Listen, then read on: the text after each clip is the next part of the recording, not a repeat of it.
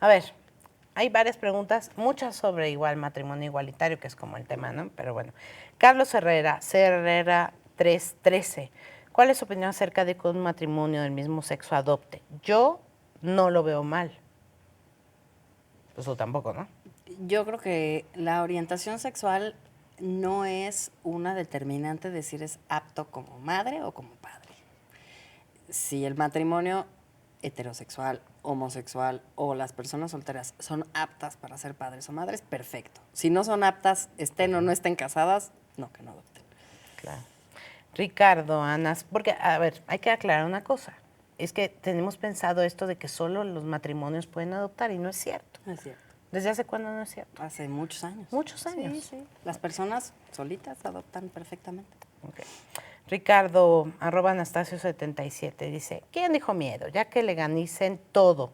Y falta la poligamia, que no haya niños fuera del matrimonio y mujeres sin casarse. ¿Tú crees que hay que legalizar la poligamia? No creo que esté ahí la discusión contemporánea. Creo que no es, digamos, algo que esté socialmente, que haya un pedido social para considerarlo.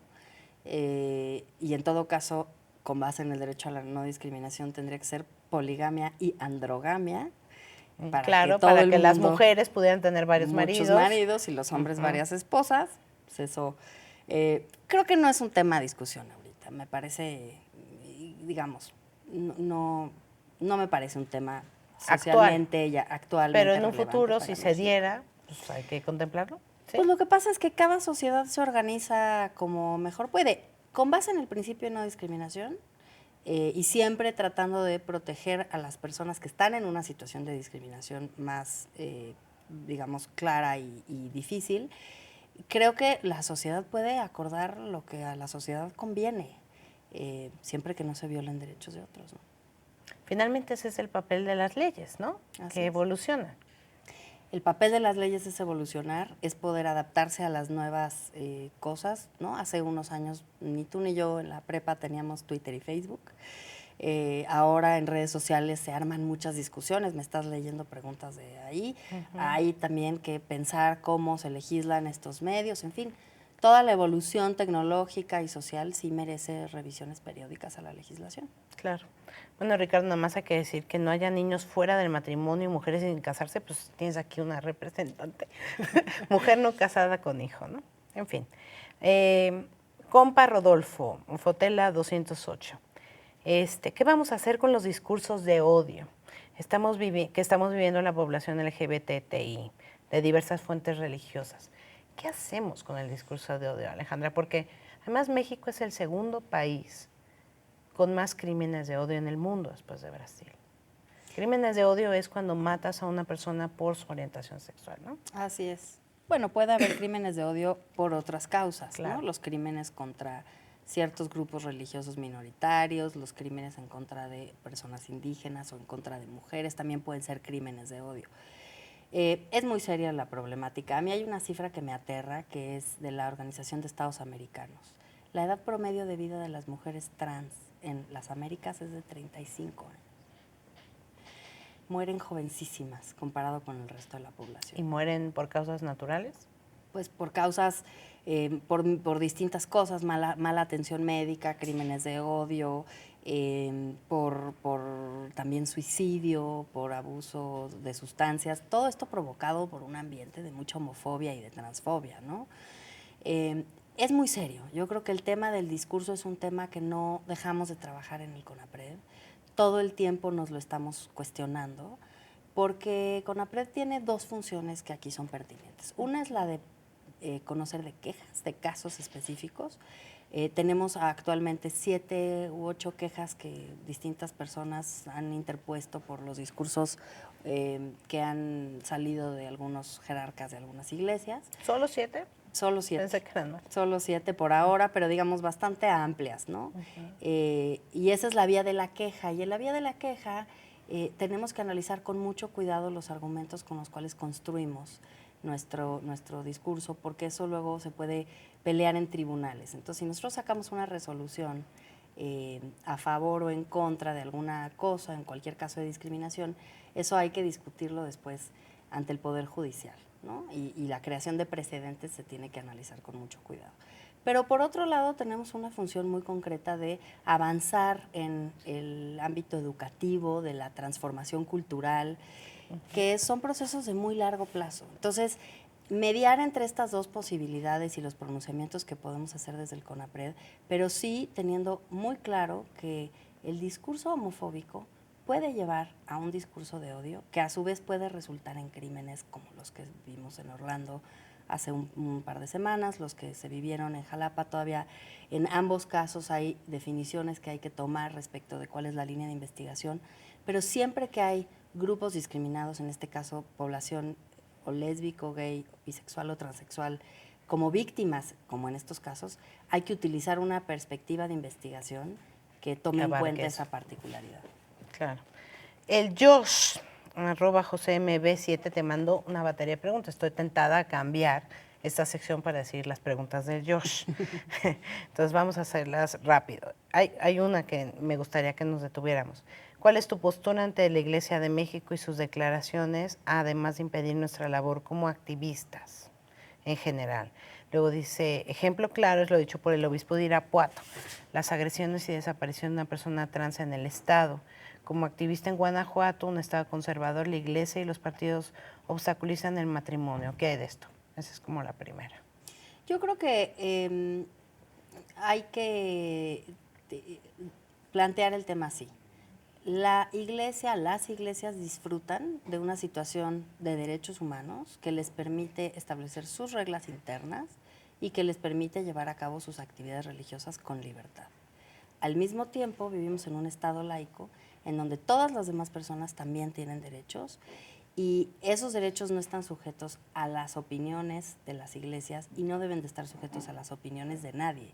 Son derechos de las personas por nuestro marco constitucional, tú leíste hace un momento el primero, y por lo tanto las iglesias tienen que tener mucho más claro cuál es el límite a su injerencia en la vida pública. ¿Y lo tienen claro? Pues mira, se han desatado expresiones que nos hacen pensar que no, lo estamos analizando con mucho detalle, pero sí me parece que en el ejercicio de la libertad, digamos, de expresión y de religión en todas sus formas, sí hay un límite que es cuando las iglesias actúan como poder público para querer imponer una visión de las cosas. El matrimonio católico o cristiano tiene sus sacramentos y sus definiciones, está perfectamente bien delimitado, que depende de ellos. El matrimonio civil no. Ok. Luego, esta es interesante. ¿Qué tanta disposición ha tenido la SEP en el tema de la diversidad sexual, derechos humanos, homofobia, prejuicios? ¿Qué tanto has hecho para erradicar el bullying homofóbico en escuelas y crear espacios seguros para la población LGBTI? Como activista he notado la gran desinformación por parte de docentes y mucha homofobia. ¿Qué hay ahí? Mira, yo creo que es una cuenta pendiente. Nuestro sistema educativo no ha recogido la reforma constitucional del 2011, diría más allá del contenido homofóbico, que desde luego lo hay. Lo que observamos es que no hay una educación en materia de derechos humanos que combine o que sea congruente con el marco jurídico actual. ¿Cómo qué debería estar y no está? Por ejemplo, las monografías sobre familia. El otro día me fui a la papelería y me compré las monografías sociales, ¿no? Y la de familia, no hay una sola viñeta que no ponga papá, mamá, niña y niño. Todas las viñetas reflejan un tipo de familia único que además no es, digamos, no es nada más un tema de las familias homoparentales o lesbomaternales. Es un tema de las mamás solteras con sus hijos, las abuelitas con los nietos, padres migrantes o madres migrantes que dejan a hijos con tías, con tíos, hermanos, solos. Claro. En fin, hay una gran diversidad de familias, ¿no? Por lo tanto, pues el hecho de que la monografía de familia sea una monografía que muestre un solo modelo, ya te indica que lo que se espera de las alumnas y los alumnos es que se conformen a un modelo de ser. Y esto no abona en nada. Si queremos construir una sociedad diversa, donde se aprovechen los talentos y los puntos de vista de todas las personas de nuestra sociedad, no podemos producir a través de un modelo educativo excluyente personas todas idénticas que tengan las mismas perspectivas y las mismas formas de ver la vida, porque nos vamos a perder, primero vamos a excluir a mucha gente y segundo nos vamos a perder de la riqueza y el talento de todas las demás personas. Claro. Hablando de, digo, lo tengo muy recientemente claro en la memoria porque me acaba de pasar con la escuela de mi hijo. El Día del Padre me dieron un regalo, pues, de padre. Le decía, papá, felicidades, ¿no? Decía papá. Decía papá. Entonces yo escribí una carta a los directores diciendo, hey, oigan, pues somos 3 de cada 10, ¿no? Las familias dirigidas por una mujer. Así es. En fin. Nelly Ama, ¿qué piensa CONAPRED sobre el odio antisemita que ha generado por esta causa? No sé a qué te refieres. ¿Qué piensa que imponer una ley para beneplácito humano es legal aunque vulneren los derechos de otros? ¿Por qué no poner paz? Así dice. Yo no entiendo que poner una ley para beneplácito humano es legal. Nelly es una tuitera que me sigue constantemente. Ella constantemente se refiere a cuestiones religiosas. Yo creo que eso es lo que quiere decir. Y pues rescatemos lo del odio antisemita, ¿no? Hay muchas quejas en CONAPRED por antisemitismo. Somos una sociedad xenófoba. Somos una sociedad que ve el discurso antisemita ir y venir, ¿no? Como en muchos otros de estos temas de discurso de odio. Recientemente hubo una situación que al final entiendo que no, con la que no hubo mucha claridad respecto de un dicho en el contexto de la Asamblea Legislativa del DF sobre un candidato para integrar una asamblea consultiva, ¿no? De una autoridad del DF. Yo creo que estas cosas todo el tiempo suceden. Yo soy judía y a mí me ha pasado muchas veces de estar sentada en una conversación en donde alguien dice cosas como, no, porque bueno, era tan codo como un judío, ¿no? Y entonces reacciono y digo, digamos, quizá yo soy codo o no soy coda, no quiero ser presuntuosa, pero no todos los judíos son codos. Y entonces la gente primero lo que me responde es, tú eres judía, es que no pareces. ¿No? No, bueno. Y eso es una cosa reiterada, constante. La gente se sorprende cuando yo digo que yo soy de familia judía. Y eso te refleja lo normalizada que está el antisemitismo en las conversaciones sociales. La gente no le parece raro decir que los judíos son esto, el otro, lo demás allá, sin cuestionar en lo más mínimo si esas son ideas preconcebidas, prejuicios, estereotipos, o si es algo científicamente comprobado y comprobable, por supuesto que no. Claro que no. Alberto Islas te hace una pregunta muy interesante, porque otra de las campañas constantes de CONAPRED en los últimos años ha sido los derechos de las trabajadoras del hogar. Entonces te pregunta, ¿las trabajadoras domésticas de los funcionarios públicos tienen INSS, Infonavit, etcétera? Pues no. Eso es lo que lleva CONAPRED años peleando, CONAPRED junto con Marcelina Bautista, que es una activista de estos derechos muy respetada y muy reconocida. Busquen la entrevista que le hicimos a Marcelina hace poco aquí. Buenísimo. Ella encabeza una organización que se llama CASE. ¿Qué pasa con las trabajadoras del hogar? Tienen, yo siempre digo, la cristalización de la discriminación más perfecta, porque no nada más hay una discriminación de trato en los hogares, hay una discriminación en política pública, no hay políticas públicas para atender sus necesidades, y luego hay hasta discriminación legal. La jornada laboral de una trabajadora del hogar, por ley, es de 12 horas, y la del resto de los trabajadores, como todos lo sabemos, es de 8 horas. Entonces, hasta la Ley Federal del Trabajo discrimina a las trabajadoras.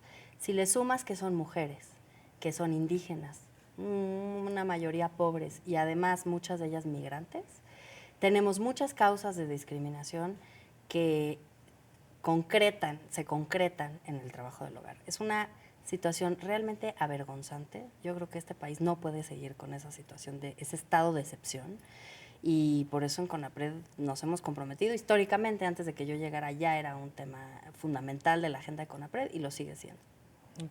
Muchas gracias, Alejandra. Muchas gracias. Gracias.